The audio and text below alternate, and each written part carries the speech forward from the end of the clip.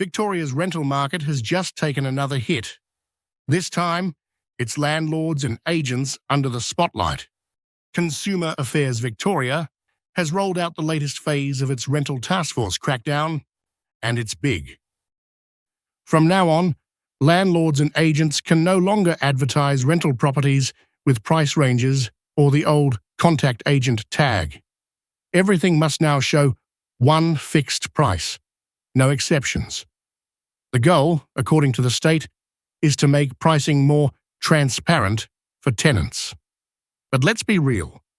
For investors, this is yet another layer of red tape in what's already one of the toughest rental environments in the country.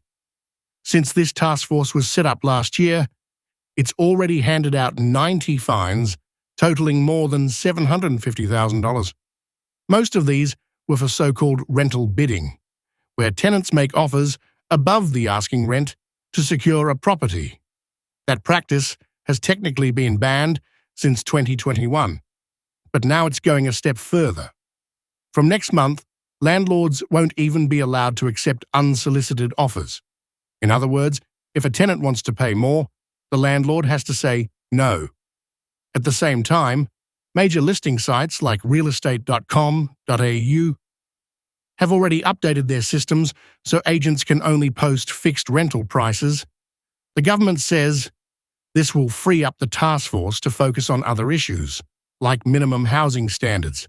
But for investors, it means one more compliance box to tick and one more risk of being fined if you get it wrong. And that's not the only change coming.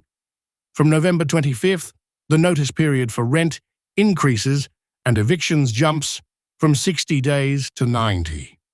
No-cause evictions are being scrapped completely, and third-party services will be banned from charging fees just to process rental payments or applications.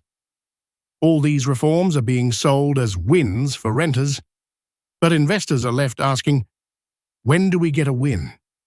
The Real Estate Institute of Victoria has pointed out that while these rules aim to tidy up the system, there's still one major issue: not enough rental stock. Across more than 600,000 rental properties in Victoria, only a tiny fraction have been fined. That suggests the overwhelming majority of landlords are doing the right thing. Yet, the state continues to make it harder to own and manage investment properties.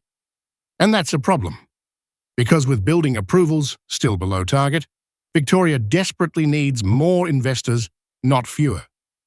So yes, the new fixed price rule might make listings cleaner for renters. But let's not forget, investors are the ones providing the homes. And with returns tightening, compliance risks rising, and no-cause evictions off the table, the incentive to stay in the market keeps shrinking. At the end of the day, renters need more homes. And for that to happen, the landscape for investors in Victoria has to become a lot more attractive than it is right now.